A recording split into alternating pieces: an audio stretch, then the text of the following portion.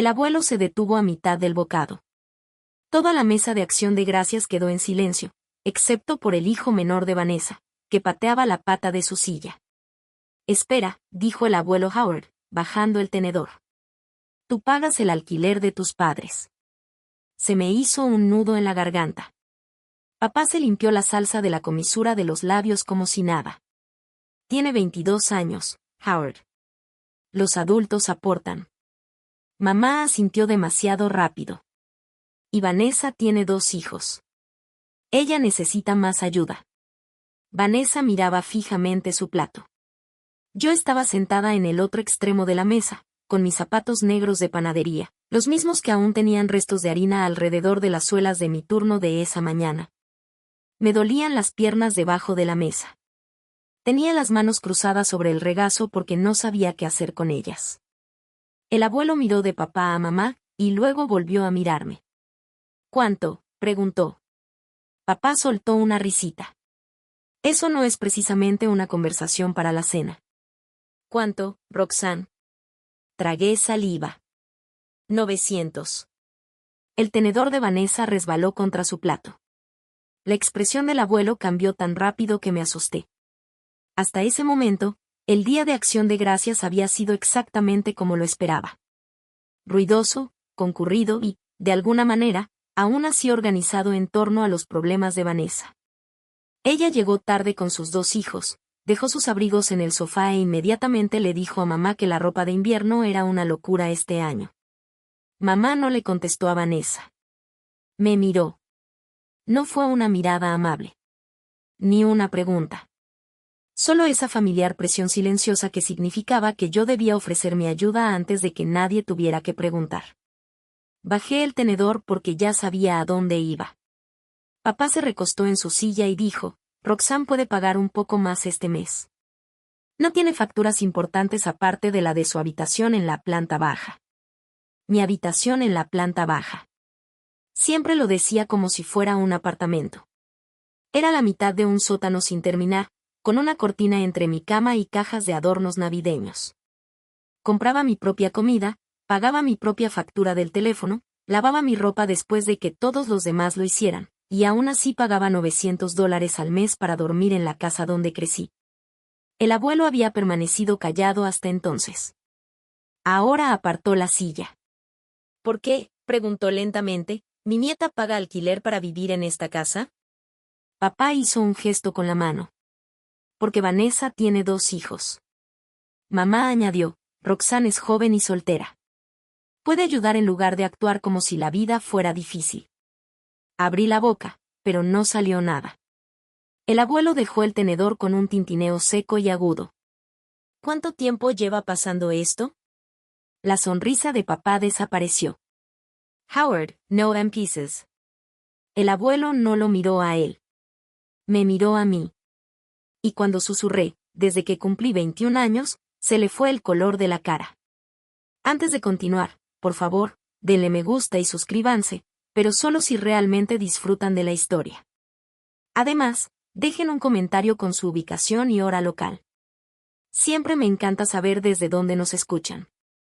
El abuelo no alzó la voz. Eso era lo que ponía nerviosos a todos. Cogió los platos de postre del aparador y dijo, Roxanne, ven a ayudarme a la cocina. Mamá miró a papá. Papá dijo, puede sentarse.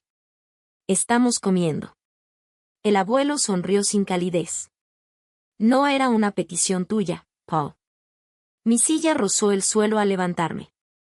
Vanessa me miraba como si estuviera haciendo algo malo, pero no dijo nada. Sus hijos discutían por un panecillo. Mamá, de repente, se interesó mucho en rellenar los vasos, y papá no dejaba de mover la mandíbula como si estuviera masticando palabras que aún no podía pronunciar. En la cocina, el bullicio del comedor se fue atenuando a nuestras espaldas. El abuelo puso los platos sobre la encimera. Dime la verdad. Miré al suelo. No está tan mal. Roxana. Lo digo en serio, dije rápidamente. Trabajo suficientes horas. Papá dice que me enseña responsabilidad. Mamá dice que ayuda a Vanessa hasta que se recupere. El abuelo se apoyó en el fregadero y cruzó los brazos. Ella regresó hace 8 meses, añadí. Los gastos de la guardería se dispararon y luego su coche necesitaba reparaciones. Al principio, mamá y papá solo me pidieron 400. Después, la cifra bajó a 600. Cuando Vanessa regresó con los niños, papá dijo que 900 seguía siendo más barato que mudarse.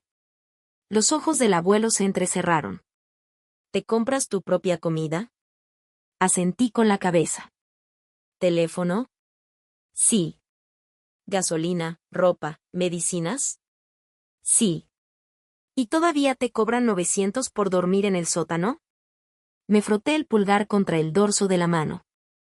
No es que me obliguen. Esperó. Odiaba esa espera. Hacía que las excusas sonaran poco convincentes incluso antes de decirlas. Intenté irme, admití. 2 veces. Pero cada vez que estaba cerca, pasaba algo. La camioneta de papá necesitaba llantas. Mamá dijo que la factura de la luz se había duplicado. Vanessa necesitaba dinero para los niños. Y cuando dije que no podía, mamá lloró y me preguntó cuándo me había vuelto tan egoísta. El abuelo giró la cabeza hacia el comedor. ¿Alguna vez conseguiste algo de la cooperativa de crédito del centro? Parpadeé. ¿Qué? ¿Cartas, declaraciones, cualquier cosa con tu nombre? No. Se quedó muy quieto. Intenté reír, pero no me salió bien. En realidad no reviso el correo. Mi madre me lo trae. Si es algo mío, lo deja en las escaleras del sótano. El abuelo apretó con tanta fuerza uno de los platos de postre que se le pusieron los nudillos pálidos. ¿Estás completamente seguro? Sí, ¿por qué? Antes de que pudiera responder, mamá apareció en la puerta. Su sonrisa era demasiado amplia. ¿De qué están hablando ustedes dos en voz baja? El abuelo me quitó el plato de las manos, la rodeó y caminó directamente hacia el buzón de correo del recibidor. El abuelo abrió el buzón con tanta fuerza que el pequeño pomo de latón se agrietó contra la pared. Mamá corrió tras él. Howard, detente. Eso es privado. La silla de papá arrastró el peso en el comedor. ¿Qué estás haciendo?, espetó. El abuelo no respondió. Sacó una pila de manuales de electrodomésticos, carpetas de seguros antiguas y sobres doblados y atados con una goma elástica. Vanessa estaba de pie cerca de la entrada del comedor con una mano sobre el hombro de su hijo menor. Roxanne, dile que todo está bien. La miré. No sabía que mi correo estaba ahí. Eso cambió el ambiente. El abuelo me miró. ¿Alguna vez te han dejado revisar este armario tú mismo? Se me secó la boca. No. Papá dio un paso al frente. ¿Permitido? Lo dice como si estuviéramos en una cárcel. Recogemos el correo como cualquier persona normal. El abuelo hojeó la pila de sobres. Entonces, ¿por qué hay sobres aquí con su nombre? El rostro de mamá se tensó. Él sacó 2 sobres. En ambos estaba impreso mi nombre completo, Roxanne Miller. Ambos eran de la cooperativa de crédito del centro. Uno ya estaba abierto. El otro aún estaba sellado. Mamá extendió la mano para cogerlos. Eso es correo basura. El abuelo las levantó por encima de su mano. Correo basura escondido detrás de carpetas de impuestos. Papá señaló la mesa. Basta. El alquiler de Roxanne es un asunto familiar. No tienes derecho a venir a mi casa a avergonzarnos en acción de gracias. El abuelo se giró lentamente. ¿Tu casa? La voz de papá se endureció. Sí, es mi casa. Y en mi casa, los adultos ayudan. Vanessa tiene hijos. Roxanne no. Eso significa que Roxanne puede contribuir. Vanessa se puso roja. Me miró, luego a papá. Creí que lo sabía. La miré fijamente. ¿Sabías qué? Vanessa acercó a su hijo menor a su cadera. Que parte del alquiler servía para pagar la guardería y las cuotas del coche. Mamá dijo que no te importaba porque tenías menos responsabilidades. Las palabras me hirieron más que un grito. Me había estado levantando antes del amanecer, decorando magdalenas con los dedos hinchados, contando cada dólar antes del día de pago, mientras el coche de Vanessa permanecía en la entrada con el depósito lleno y sus hijos dormían en las habitaciones de arriba. ¿Creías que lo sabía?, pregunté. Vanessa no respondió. El abuelo deslizó el dedo bajo la solapa del sobreabierto y desdobló el papel. Recorrió con la mirada la primera línea. Luego se detuvo. La habitación pareció encogerse a su alrededor. Miró a papá. ¿Desde cuándo sabes de esta cuenta?, preguntó el abuelo. Papá abrió la boca y luego la cerró. Mamá susurró, Howard, aquí no. El abuelo se volvió hacia mí, sosteniendo el papel como si pesara más que todo el armario. Cariño, dijo, se suponía que este dinero te sacaría de aquí. No podía moverme. Las palabras del abuelo quedaron suspendidas en el aire, como si una silla se hubiera caído. Se suponía que este dinero te sacaría de allí. Papá dio una palmada, tan fuerte que la hija menor de Vanessa dio un respingo. Muy bien, dijo. Todos de vuelta a la mesa. La cena se está enfriando y esta conversación ha terminado. El abuelo no se movió. Papá señaló hacia el comedor. Howard. El abuelo pasó junto a él y colocó el sobreabierto sobre la mesa de acción de gracias, justo entre la salsa de arándanos y el puré de papas. Mi nombre estaba escrito en la página. El logotipo de la cooperativa de crédito estaba en la parte superior. Y debajo, un aviso de saldo que nunca antes había visto. Mamá se acercó por detrás. Roxanne, no dejes que te altere. Miré el periódico en vez de a ella. El tío Mark llegó justo en ese momento con un pastel de calabaza comprado en el supermercado en una mano y el abrigo sobre el brazo. Se detuvo en la entrada.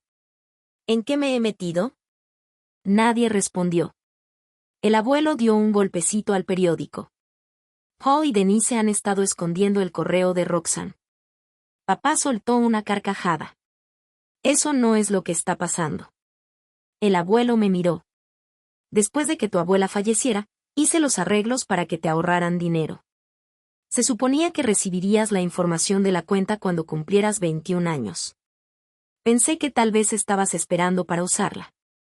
Se lo pregunté a tu madre hace meses. Los labios de mamá se entreabrieron. Los ojos del abuelo permanecieron fijos en mí. Me dijo que lo estabas pensando. Se me revolvió el estómago. Recordé cada anuncio de apartamento que tenía guardado en mi teléfono. Cada vez que papá había necesitado ayuda de repente. Cada vez que mamá se había parado en la puerta del sótano y había dicho, la familia no abandona a la familia. Vanessa se cruzó de brazos. Nunca pregunté de dónde venía el dinero. Me giré hacia ella. ¿Alguna vez te has preguntado por qué soy la única que duerme abajo y aún así pago más? Ella volvió a apartar la mirada. El rostro de papá se enrojeció. Están tergiversando esto. Roxanne habría malgastado ese dinero y abandonado a la familia. Estábamos tratando de educarla. Se detuvo demasiado tarde. La habitación quedó en completo silencio. El abuelo levantó lentamente la cabeza. Así que ya lo sabías. Los hombros de papá se tensaron. Mamá se agarró al respaldo de una silla del comedor. Paul. Pero ya se había hecho público. Lo sabían. Sabían que había dinero a mi nombre. Sabían que podía haberme ido. Y en lugar de avisarme, me subieron el alquiler hasta que irme se volvió imposible. El abuelo dobló el papel con cuidado y me lo entregó. Coge tu abrigo, dijo. Te quedas conmigo esta noche. Mañana a primera hora iremos a la cooperativa de crédito. Por primera vez en toda la noche, me moví sin mirar a mis padres en busca de permiso. Me giré hacia el pasillo. Mamá se interpuso en la puerta. Roxanne, dijo con voz tensa. No vas a salir de esta casa porque tu abuelo esté confundido. Antes de que pudiera decir otra palabra, el tío Mark dejó el pastel de calabaza en la mesa más cercana y la miró fijamente. Denise, dijo, cuéntale sobre el síndrome de abstinencia. La mano de mamá se deslizó del marco de la puerta. Nadie se movió. El abuelo se volvió hacia el tío Mark. ¿Qué síndrome de abstinencia? Papá señaló a Mark. No te metas en esto. Mark ni siquiera lo miró. Intenté mantenerme al margen. Creí que Roxanne lo sabía. Apreté con fuerza el sobre que me había entregado el abuelo. ¿Sabías qué? Pregunté. Mamá susurró, Mark, por favor.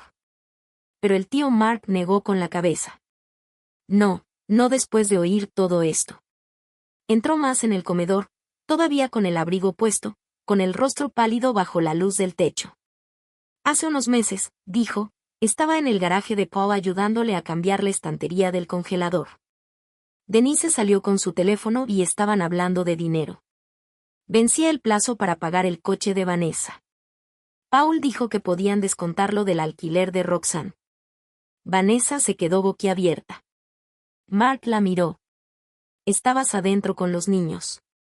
No sé qué te dijeron, pero lo oí decirlo. Papá golpeó la mesa con la palma de la mano. Ya basta. Los platos saltaron.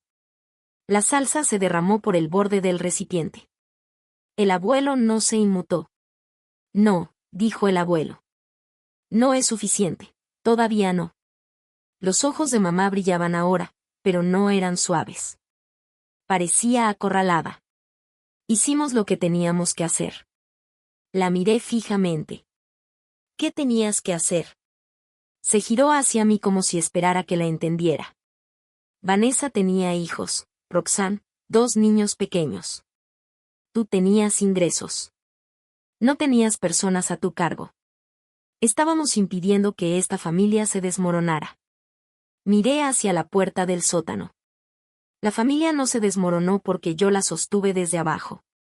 Eso fue lo primero que dije en toda la noche que hizo que mamá se detuviera. El abuelo volvió a abrir el sobre y dejó la página extendida junto a mi plato. Esta cuenta no era ningún misterio, dijo. Después de que muriera tu abuela, ahorré dinero para Roxanne. Les expliqué a ambos exactamente para qué era. Cuando cumpliera 21 años, se suponía que recibiría información de acceso de la cooperativa de crédito. Un lugar donde vivir, un auto confiable, la universidad si quería, un buen comienzo. Papá se cruzó de brazos. No fue para tanto. Los ojos del abuelo se clavaron en él. Ya fue suficiente. La habitación quedó en silencio. Basta. Basta para el primer mes de alquiler, basta para el depósito de seguridad, basta para un sofá usado, una estructura de cama, vajilla que no fuera de la de otra persona. Basta para dejar de mirar anuncios de apartamentos como si fueran fotos de otro país. Miré el recibo de pago. Allí estaba mi nombre. No el de mamá. No el de papá. El mío. El abuelo continuó, con voz controlada, no pudiste quitárselo directamente, así que te llevaste todo lo que lo rodeaba. Abriste su correo. Le ocultaste la información de la cuenta. Me dijiste que estaba reflexionando cuando ni siquiera sabía que existía. Mamá apretó los labios. Papá dijo, no estaba preparada. El abuelo señaló mis zapatos de panadería debajo de la mesa. Estaba dispuesta a trabajar turnos dobles. Dispuesta a pagarte $900 al mes. Dispuesta a comprarse su propia comida. Dispuesta a ayudar a pagar un coche que no conduce y la guardería de niños que no tenía. Vanessa se sentó lentamente, como si le flaquearan las rodillas. No sabía que era así, dijo. La miré. Sabías que estaba en el sótano. Tragó saliva. Sabías que trabajaba por las mañanas los días festivos. Bajó la mirada. Sabías que mamá me miraba cada vez que necesitabas dinero. Vanessa se tapó la boca, pero no protestó. Papá echó la silla hacia atrás. Así que ahora soy el villano porque esperaba que mi hija adulta contribuyera. No, dije. Todos me miraron. Me temblaba la voz, pero seguía hablando. Tú eres el villano porque te aseguraste de que nunca pudiera aportar lo suficiente como para irme. El rostro de papá se puso rojo de nuevo. Cuida tu lenguaje. El abuelo se interpuso entre nosotros antes de que papá pudiera acercarse. Lo está viendo, dijo el abuelo. Esta noche, por primera vez, lo está usando. Entonces mamá empezó a llorar. No fuerte. No de forma dramática. Solo lo suficiente para llenar el silencio con pequeños sollozos. Normalmente, ese llanto me habría hecho salir corriendo de la habitación. Normalmente, me habría disculpado aunque no supiera por qué. Habría dicho que no pasaba nada. Le habría dicho al abuelo que parara. Me habría hecho más pequeña para que mamá pudiera estar cómoda de nuevo. Esta vez, me quedé quieta. Sostuve el sobre contra mi pecho y formulé la pregunta que había estado rondando en mi cabeza desde que el abuelo encontró mi nombre en aquel armario. ¿Cuánto tiempo pensabas tenerme encerrada en el sótano? El llanto de mamá cesó. Papá desvió la mirada. Vanessa se quedó mirando al suelo. Nadie respondió. Y, de alguna manera, el silencio me dijo más que cualquier confesión. El abuelo cogió su abrigo del respaldo de la silla. Roxanne, recoge tus cosas. Mamá se secó la cara. Ella vive aquí. Esta noche no, dijo el abuelo. Papá lo intentó una vez más. Estás cometiendo un gran error, Roxanne. Si sales por esa puerta, no esperes volver arrastrándote. Esperé a que me invadiera el viejo miedo. No sucedió. Quizás porque el abuelo estaba a mi lado. Quizás porque el tío Mark ya estaba fotografiándolo sobre la mesa. Quizás porque, por primera vez, todos habían visto la verdad antes de que mis padres pudieran distorsionarla y convertirla en una versión donde yo era egoísta y ellos estaban sufriendo. Bajé las escaleras. El sótano olía a detergente, cartón y al viejo calefactor que usaba en las noches frías. Mi cama estaba hecha, como siempre hacía antes de ir a trabajar. Mi bolsa de la compra con aperitivos estaba guardada debajo de la mesa plegable para que los hijos de Vanessa no se la comieran. Mi uniforme de trabajo colgaba de una tubería cerca de la lavandería. Preparé una bolsa de lona. Llevaba vaqueros, calcetines, el cargador, la libreta donde anotaba todos los pagos que le enviaba a papá, capturas de pantalla de las transferencias bancarias y los anuncios de apartamentos que había impreso y escondido entre viejos libros de texto. Cuando volví arriba, el tío Mark estaba fotografiando los recibos de alquiler desde mi teléfono. Papá dijo, están actuando como si esto fuera un juicio. Mark bajó el teléfono. No, estamos actuando como si Roxanne pudiera necesitar pruebas. El rostro de mamá se contrajo de nuevo, pero yo seguí sin acercarme a ella. El abuelo abrió la puerta principal. El frío aire de noviembre entró en la casa, disipando el olor a pavó y a velas de canela. Vanessa estaba de pie cerca de las escaleras, abrazándose a sí misma. Lo siento, dijo en voz baja. Me detuve. Creí que estaba avergonzada. Creí que no conocía todos los detalles. Pero también sabía que había comido en esa mesa mientras yo llegaba a casa exhausta.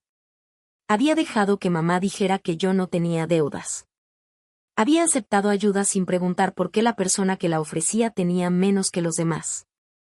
Así que solo dije, espero que averigües cuánto cuesta realmente la ayuda. Y luego me marché. Esa noche, mi abuelo me llevó a su casa. Durante el trayecto, ninguno de los dos habló mucho. Mantuvo las dos manos en el volante. Yo guardé el sobre en mi regazo y observé cómo el reflejo de las farolas que pasaban se deslizaba por la ventana. Al día siguiente, el abuelo me llevó a la cooperativa de crédito. La mujer que me atendió revisó mi identificación, consultó mi cuenta y me preguntó si quería actualizar mi información de contacto. El abuelo se sentó a mi lado, en silencio, dejándome responder por mí misma. Sí, dije, solo el mío. Eliminó el número de teléfono de mis padres, su dirección postal, añadió mi correo electrónico y mi móvil, e imprimió copias de todo. La cuenta no había sido vaciada. Mis padres no habían podido retirar el dinero legalmente, pero habían bloqueado todas las vías de acceso. Y ahora el camino estaba abierto. El tío Mark me envió las fotos de Acción de Gracias y guardó copias de mi historial de transferencias de alquiler. El abuelo le dijo a papá que cualquier comunicación futura sobre dinero debía ser por escrito. Cuando papá me envió un mensaje diciendo que aún debía el alquiler del mes, el abuelo me ayudó a responder con una sola frase: ya no vivo allí. No había contrato de arrendamiento. Ningún acuerdo por escrito. Ninguna habitación en el sótano que valiera $900. Y ninguna hija a la que intimidar. Las consecuencias se extendieron por la familia más rápido de lo que mamá pudo controlarlas. La tía Linda llamó primero al abuelo. Luego mi prima me envió un mensaje diciendo que había oído que algo había pasado en Acción de Gracias. Al final de la semana, nadie preguntaba por qué me había ido. Preguntaban por qué mis padres me habían cobrado casi $1,000 al mes mientras escondían el correo con mi nombre. Papá y mamá perdieron el dinero de inmediato. $900 desaparecieron de su presupuesto mensual porque yo ya no estaba para enviárselos. Vanessa tuvo que solicitar ayuda para el cuidado de los niños, llamar para informarse sobre planes de pago y empezar a buscar un trabajo que se adaptara al horario escolar de los niños. El pago de su coche ya no era mi responsabilidad invisible. Mamá me mandó un mensaje larguísimo diciéndome que había avergonzado a la familia. Lo leí una vez. Luego miré a mi alrededor en mi pequeño apartamento. Era diminuto. La cocina y la sala eran casi la misma habitación. Mi sofá era de una tienda de segunda mano. Mi vajilla no combinaba. El colchón estaba sobre un somier usado que mi abuelo me ayudó a ajustar con un destornillador de la guantera. Pero todas las llaves del llavero eran mías. Nadie bajó las escaleras para decirme lo que debía. Nadie abrió mi correo. Nadie me miró al otro lado de la mesa y se gastó mi sueldo en silencio. Una semana después de mudarme, el abuelo vino con una última caja de su garaje.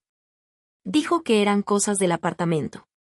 Pero cuando la abrí, lo primero que vi fue un tenedor envuelto en una servilleta de Acción de Gracias. Lo miré fijamente, luego levanté la vista. El abuelo se encogió de hombros. Pensé que tal vez querrías el famoso tenedor. Por primera vez en días, me reí. No porque todo estuviera arreglado. No lo estaba. Mi relación con mis padres se había resquebrajado de una forma que no se repararía fácilmente.